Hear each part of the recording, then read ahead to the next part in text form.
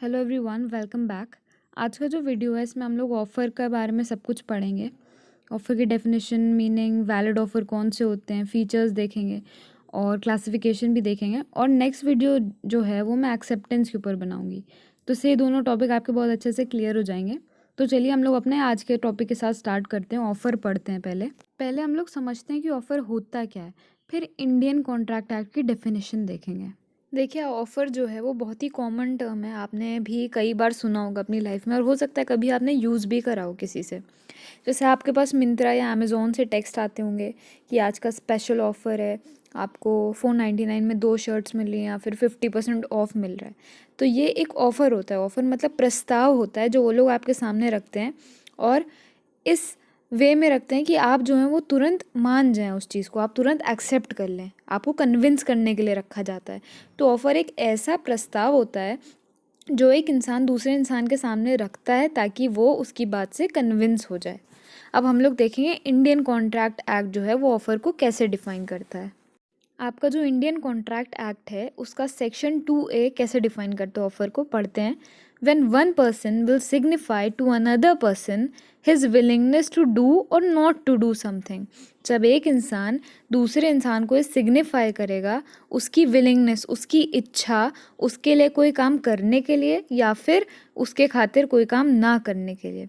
मतलब for example, जैसे आप अपने दोस्त को ये सिग्निफाई करें कि आप उसका असाइनमेंट बनाना चाहते हैं, तो you are trying to signify to your friend your willingness to make his assignment. तो ये क्या हो गया, आपने उसके सामने एक ऑफ़र रखा है कि आप उसका असाइनमेंट करना चाहते हैं। या फिर नॉट टू डू समथिंग में क्या हो गया, जैसे आप अपने दोस्त से कहें कि मैं तुमको एक चॉकलेट दूंगा अगर तुम शाम से बात करना छोड़ दोगे। तो ये क्या हो गया, आपने उसको एक ऑफ़र दिया है कि अगर वो ये काम ना करे। तो यही ये डेफिनेशन कह रही है। When one person will signify to another person his willingness to do or not to do something. जब एक इंसान दूसरे इंसान को सिग्निफाई करता है कि वो उसके लिए कुछ करना चाहता है या फिर उसकी खातिर कोई काम वो नहीं करेगा, with the view to obtain the assent of such person. और इस व्यू से वो ये ऑफ़र रखता है कि वो सामने वाला बंदा उस ऑफ़र को एक्सेप्ट कर ले, अनुमति दे दे। To such an act or abstinence he said to make a proposal or an offer. इस एक्ट का मतलब वो जो उससे करवा रहा है वो, या फिर एब्सटिनेंस या जो काम करने से रुकवा रहा है वो, उसके लिए वो कन्विंस हो जाए। तो यही होता है आपका प्रपोजल या फिर ऑफ़र। तो ये तो हम लोग ने ऑफ़र की डेफिनेशन देखी है according to the Indian Contract Act. अब हम लोग ऑफ़र के फ़ीचर्स देख लेते हैं। एक ऑफ़र के क्या क्या फ़ीचर्स होते हैं। तो पहला पॉइंट देखिए, the person making the offer is known as the promisor और द ऑफरर। जो इंसान ऑफ़र कर रहा है उसको कहेंगे प्रोमिसर या फिर ऑफरर। जैसे आपने अपने फ्रेंड को ऑफ़र दिया है कि आप उसका असाइनमेंट कर देंगे, तो आप जो हैं, जो आप ऑफ़र देने वाले हैं, आप क्या हो गए, ऑफरर या फिर promisor. The person who may accept such an offer will be the promisee और द एक्सेप्टर। आपका फ्रेंड क्या हो गया, एक्सेप्टर या फिर प्रोमिसी। ऑफर देने वाला हो गया ऑफरर या फिर प्रोमिसर, और ऑफर एक्सेप्ट करने वाला हो गया प्रोमिसी या फिर एक्सेप्टर। अब नेक्स्ट पॉइंट देखते हैं। The offerer will have to express his willingness to do और abstain from doing an act. जो ऑफरर है, मतलब जो ऑफ़र करने वाला है, उसको अपनी विलिंगनेस दिखानी पड़ेगी ऑफ़र एक्सेप्ट करने वाले को कि वो जो है उसके लिए कोई काम करना चाहता है या फिर उसके खातिर कोई काम नहीं करना चाहता है। अगर आप अपने दोस्त को उसका असाइनमेंट बनाकर देना चाहते हैं कुछ कॉम्पनसेशन के रिटर्न में या वॉट, तो आपको अपनी विलिंगनेस दिखानी पड़ेगी ना अपने फ्रेंड को, तभी तो उसको पता चलेगा कि आप उसके लिए काम करना चाहते हैं या फिर उसकी वजह से कोई काम नहीं करना चाहते हैं। तो ये हो गया ये वाला पॉइंट।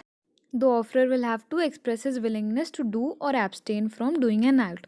ऑफरर को अपनी विलिंगनेस दिखानी पड़ेगी कि वो किसी के लिए कोई काम करना चाहता है या फिर उसकी वजह से कोई काम नहीं करना चाहता है। अब नेक्स्ट पॉइंट देखते हैं। An offer can be positive और नेगेटिव। आपका ऑफर पॉजिटिव भी हो सकता है, मतलब आप सामने वाले के लिए कुछ करना चाहते हैं, ये पॉजिटिव हो गया। जैसे आपने अपने फ्रेंड से कहा कि आप उसका असाइनमेंट बनाना चाहते हैं, तो this is a positive offer. या फिर ऑफर नेगेटिव भी हो सकता है। जैसे करण जौहर ने शाहरुख खान को ऑफ़र दिया कि अगर उसने उसकी फ़िल्म साइन कर ली है तो फिर 1 साल तक किसी और के साथ फ़िल्म नहीं कर सकता है। तो this is a negative offer.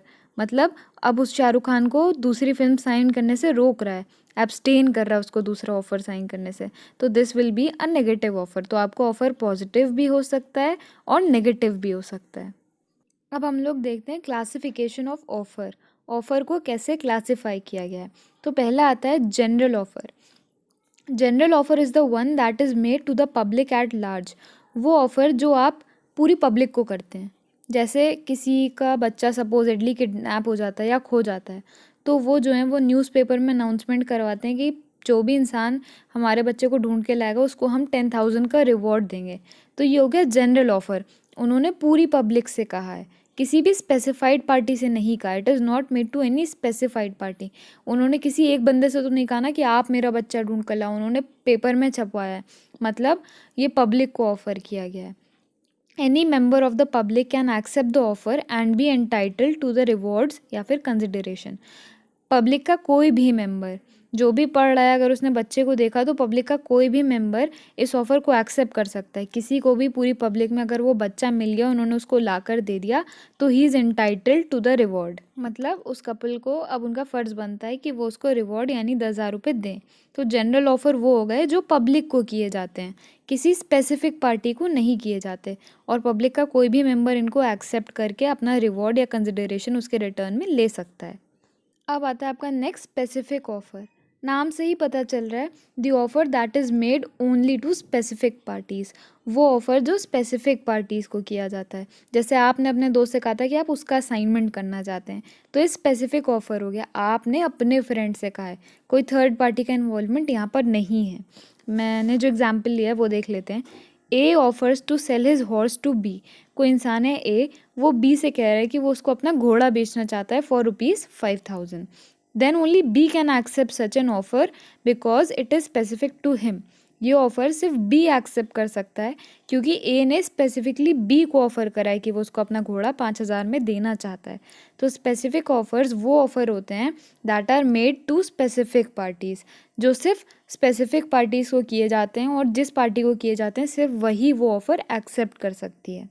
जबकि इससे पहले हमने देखा था जो जनरल ऑफ़र था वो पूरी पब्लिक को किया जा रहा था और पब्लिक में से कोई भी उसको एक्सेप्ट कर सकता था, लेकिन स्पेसिफिक ऑफ़र स्पेसिफिक पार्टीज़ को किया जाता है, और जिनको किया जाता है सिर्फ वही पार्टी उस ऑफ़र को एक्सेप्ट कर सकती है। अब नेक्स्ट देखते हैं cross offer. Two offers which similar in all respects. दो ऑफ़र हैं जो सारे रिस्पेक्ट में सिमिलर हैं, made by two parties to each other in ignorance to each other's offer. मतलब दो पार्टीज़ हैं, वो एक दूसरे को ऐसे ऑफ़र कर रही हैं जो एक दूसरे के रिस्पेक्ट में एकदम सिमिलर हैं, लेकिन दोनों ही पार्टीज़ को एक दूसरे के ऑफ़र की नॉलेज नहीं है। ये आपको डेफिनेशन कंफ्यूजिंग लग रही होगी, एग्जाम्पल लेके समझते हैं तो समझ में आ जाएगी। उसका एग्जाम्पल देखते हैं। देखिए, दो लोग हैं ए और बी। ए जो है वो बी को लेटर लिखता है कि वो उसको अपना हॉर्स बेचना चाहता है फॉर ₹5,000, और बी भी ए को लेटर लिख देता है कि वो उसका हॉर्स खरीदना चाहता है फॉर ₹5,000। अब देखिए, दोनों ही ए और बी ने सिमिलर ऑफ़र करें, एक ने बेचने का और एक ने खरीदने का, लेकिन दोनों को ही एक दूसरे के ऑफ़र के बारे में नहीं पता है अभी तक। Both A and B send letters to each other offering to sell and buy as horse. दोनों ही, एक जो ए है वो अपना हॉर्स बेचने की बात कर रहा है और बी ए का हॉर्स खरीदने की बात कर रहा है फॉर ₹5,000। दोनों को ऑफर सिमिलर है, लेकिन दोनों को एक दूसरे के ऑफर के बारे में नहीं पता है। वापस से इसकी डेफिनेशन पे आते हैं। To offers with similar in all respects. दो ऑफर है यहाँ पर। एक ऑफर है अपना हॉर्स बेचने का और बी का ऑफर है उसका हॉर्स खरीदने का। अब आप अगर इन दोनों ऑफ़र को देखें तो सिमिलर तो हैं ही है ऑफ़र। ए जो है वो बी को ही अपना घोड़ा बेचना चाहता था और बी जो है वो ए से ही उसका हॉर्स खरीदना चाहता है। तो offers which are similar in all respects made by two parties to each other in ignorance to each other's offer. मतलब ए को बी के ऑफ़र के बारे में नहीं पता और बी को ए के ऑफ़र के बारे में नहीं पता है। Both are ignorant to each other's offer. तो ये हो गया आपका क्रॉस ऑफ़र, जहाँ पे दो ऑफ़र होते हैं जो सिमिलर होते हैं इन ऑल रिस्पेक्ट्स। दो पार्टीज़ एक दूसरे को देती हैं, लेकिन दोनों को ही एक दूसरे के ऑफ़र के बारे में नहीं पता होता है। अब इस ऑफ़र में कोई भी बाइंडिंग कॉन्ट्रैक्ट नहीं क्रिएट हो पाता, क्योंकि ऑफ़र दोनों में से किसी ने एक्सेप्ट नहीं किया होता, दोनों ने बस ऑफ़र किया होता है। देखिए, ए ने भी बी को ऑफ़र किया है कि वो उसका हॉर्स बेचना चाहता है, और बी ने ए को ऑफ़र किया कि वो उसका हॉर्स खरीदना चाहता है, लेकिन दोनों में से किसी ने अभी तक ऑफ़र एक्सेप्ट नहीं करा है। दोनों ने सिर्फ एक दूसरे को ऑफ़र किया है। Therefore no binding contract is created. उन दोनों के बीच में कोई भी बाइंडिंग कॉन्ट्रैक्ट नहीं क्रिएट होगा, क्योंकि no one has accepted the offer made by the other. अभी तक दोनों में से किसी ने ऑफ़र एक्सेप्ट नहीं किया है जो सामने वाले ने दिया था। देखिए ये जो लाइन यहाँ पे लिखी है, both are making the offer and none of them is accepting the offer. A भी ऑफ़र कर रहा है और बी भी ऑफ़र कर रहा है, दोनों में से कोई भी अभी तक ऑफ़र एक्सेप्ट नहीं किया है। Hence there is no contract, इसीलिए दोनों के बीच में कोई भी कॉन्ट्रैक्ट नहीं हो रहा है। दोनों बस एक दूसरे को ऑफ़र कर रहे हैं, अभी तक किसी ने भी एक्सेप्ट नहीं किया है। तो क्रॉस ऑफ़र वो होता है जो दो पार्टीज़ एक दूसरे को करती हैं, जो सिमिलर होते हैं इन ऑल रिस्पेक्ट्स, लेकिन दोनों ही पार्टीज़ को एक दूसरे के ऑफ़र के बारे में नहीं पता होता। Both are ignorant to each other's offer, इसीलिए कोई भी बाइंडिंग कॉन्ट्रैक्ट नहीं क्रिएट हो पाता है, क्योंकि दोनों में से कोई भी पार्टी ऑफ़र एक्सेप्ट नहीं करती, बस ऑफ़र किए होते हैं उन्होंने। अब हम लोग अपना नेक्स्ट ऑफ़र देखते हैं, counter offer. A counter offer is a response given to an initial offer. Counter offer जो होता है वो एक इनिशियल ऑफ़र का रिस्पॉन्स होता है। जैसे कि आप किसी शॉप पर गए और आपने शॉपकीपर से एक शर्ट दिखा के उसका प्राइस पूछा। शॉपकीपर ने कहा कि ये 800 रुपीज़ की है, तो आपने कहा नहीं नहीं भैया ये बहुत महंगी है, मैं 600 में ले लूँगा। तो ये हो गया काउंटर ऑफ़र, आपने उसके ऑफ़र का एक रिस्पॉन्स दिया। उसने ऑफ़र किया था कि 800 रुपीज़ में शर्ट ले जाओ, आपने उसको एक काउंटर ऑफ़र दे दिया कि नहीं मैं 600 रुपीज़ ही दे पाऊँगा। अ counter offer means the original offer was rejected, आपने 800 को ऑफ़र रिजेक्ट किया and replaced with another one, और 600 के ऑफ़र से रिप्लेस कर दिया।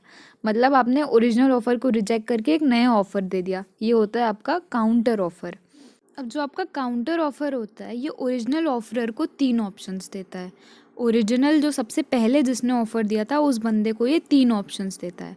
एक्सेप्ट द काउंटर ऑफ़र, या तो वो आप काउंटर ऑफ़र को एक्सेप्ट कर ले, रिजेक्ट इट सीधे सीधे मना कर दे, और मेक अनदर ऑफ़र, या फिर एक दूसरा ऑफ़र दे। जैसे हमने शॉपकीपर का एग्जाम्पल लिया था, तो ये तीनों पॉइंट्स उसी का एग्जाम्पल लेके समझते हैं। जो आपने 600 का काउंटर ऑफ़र दिया है वो शॉपकीपर को 3 ऑप्शंस देता है। या तो वो आपका काउंटर ऑफ़र एक्सेप्ट कर ले और शर्ट को 600 रुपये में बेच दे, या फिर बोले नहीं भाई मेरा बहुत ज़्यादा लॉस हो जाएगा, मैं 600 में नहीं दे पाऊँगा, और आपका ऑफ़र रिजेक्ट कर दे। या फिर एक अलग ऑफ़र रखे, बोले कि देखिए 700 में ले जाइए, 700 मेरे लिए सही है और आपके लिए भी सही रहेगा, आप 700 में शर्ट ले जाइए। तो ये हो गया 3 ऑप्शंस जो शॉपकीपर को मिलते हैं। The counter offer gives the original offeror 3 options, या तो एक्सेप्ट कर ले, रिजेक्ट कर ले, या फिर दूसरा ऑफ़र कर ले। और इन दोनों में जब तक बाइंडिंग कॉन्ट्रैक्ट नहीं बनता, जब तक दोनों में से कोई एक ऑफ़र एक्सेप्ट नहीं कर लेता है। ऑब्वियसली या तो शॉपकीपर आपका या फिर आप शॉपकीपर का ऑफ़र एक्सेप्ट कर लें, तभी तो एक कॉन्ट्रैक्ट बनेगा, तभी तो शर्ट बिकेगी। तो जब तक दोनों में से कोई एक पार्टी काउंटर ऑफ़र एक्सेप्ट नहीं कर ले, तब तक वैलिड नहीं होता, तब तक कोई भी बाइंडिंग कॉन्ट्रैक्ट नहीं बनता दोनों में। अब हम अपना नेक्स्ट टॉपिक देखेंगे और लास्ट टॉपिक है इस वीडियो का, essentials of a valid offer. अक्सर आप लोग के एग्ज़ाम में क्वेश्चन आ जाता है, वो एक ऑफ़र प्रेजेंट करते हैं आपके सामने और क्वेश्चन पूछते हैं कि क्या ये ऑफ़र वैलिड है कि नहीं। तो इस टाइप के क्वेश्चन सॉल्व करने के लिए हम लोग को ये कुछ 5-6 पॉइंट्स होते हैं, ये दिमाग में रखने होते हैं। अगर हम लोग इन चीज़ों पे फोकस करके पढ़ेंगे तो हम लोग ये क्वेश्चंस ईजिली सॉल्व कर लेंगे। तो चलिए स्टार्ट करते हैं। सबसे पहला है offer must create legal relations. जो भी आपका ऑफ़र है वो दो पार्टीज़ के बीच में कुछ लीगल रिलेशनशिप क्रिएट करना चाहिए। अगर आप दोनों के बीच में लीगल रिलेशनशिप क्रिएट नहीं हो रही है, मतलब लॉफुली इम्पोज नहीं हो रहा है ऑफ़र, तो फिर वो ऑफ़र वैलिड नहीं होता। फॉर एग्ज़ाम्पल, अगर आप किसी को अपनी डिनर पार्टी में बुलाते हैं तो ये एक वैलिड ऑफ़र नहीं है। मतलब क्योंकि अगर वो आपकी पार्टी में नहीं आ रहा है तो आप उस पर लॉफुली कुछ एक्शन नहीं ले सकते हैं। लेकिन आप किसी के साथ अगर प्रॉपर किसी कॉन्ट्रैक्ट में आ रहे हैं, सपोज़ अपनी लैंड बेचने वाले कॉन्ट्रैक्ट में आ रहे हैं, तब फिर अगर वो कुछ उसमें प्रॉब्लम होती है तो आप उस पर लॉफुली एक्शन ले सकते हैं।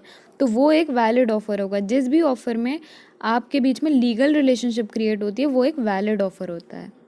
फिर हमारा नेक्स्ट आता है offer must B clear not वेग। जो भी आपको ऑफ़र है वो बहुत ज़्यादा क्लियर और डेफिनेट होना चाहिए। मतलब ऑफ़र के टर्म्स जो हैं वो ऑफ़र देने वाले बंदे को बहुत प्रॉपरली समझा देने चाहिए, एक एक चीज़ अच्छे से एक्सप्लेन करनी चाहिए, कोई भी चीज़ वेग नहीं होनी चाहिए। अक्सर एग्ज़ाम में क्वेश्चन पूछ लेते हैं कि ए ने बी से कहा कि अगर तुम मुझे 200 रुपीज़ दोगे तो मैं तुमको ऑयल दूंगा इन रिटर्न। तो क्या ये एक वैलिड ऑफ़र है?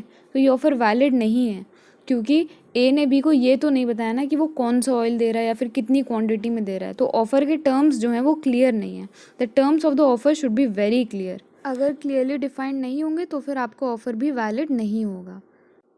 अब हमारा नेक्स्ट पॉइंट आता है offer must be communicated to the offeree.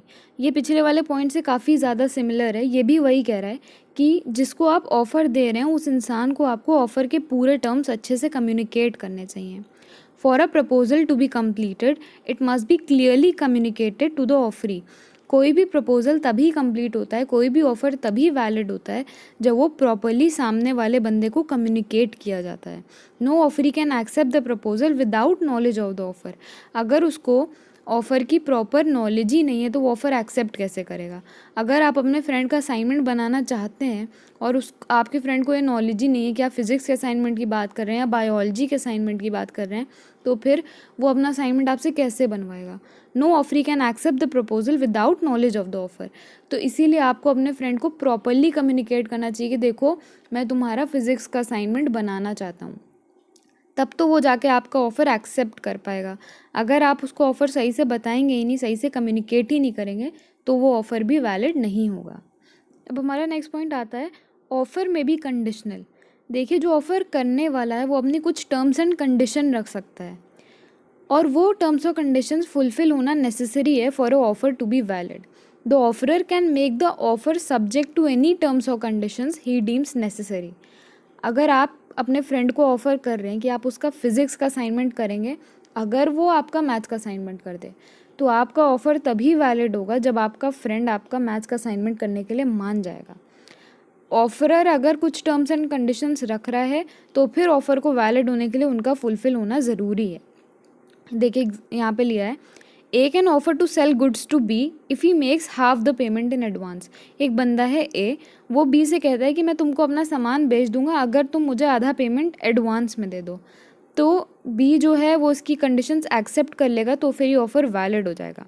या फिर बी जो है वो उसकी कंडीशन को एक्सेप्ट ना करके काउंटर ऑफ़र दे सकता है कि देखो मैं 20% एडवांस में दे दूंगा। तो अगर ए ने एक्सेप्ट कर लिया तब भी ऑफ़र वैलिड हो जाएगा। तो मतलब जो भी टर्म्स एंड कंडीशंस हैं ऑल इन ऑल वो फुलफ़िल होना ज़रूरी होता है for an offer to be valid. अगर ऑफरर की रखी हुई कंडीशंस फुलफ़िल नहीं हुई तो ऑफ़र वैलिड नहीं होता। अब आपका नेक्स्ट आता है offer can not contain a negative condition. जो भी आपको ऑफ़र है उसमें कोई भी नेगेटिव कंडीशन नहीं हो सकती। आपको ऑफ़र ये नहीं कह सकता कि अगर आपने इस टाइम तक ऑफ़र के बारे में कुछ नहीं बताया तो फिर मैं मानूंगा कि ऑफ़र एक्सेप्टेड है। ऐसा ऑफ़र नहीं कह सकता है आपका। ये एक नेगेटिव कंडीशन होती है और ऐसा ऑफ़र वैलिड नहीं होता।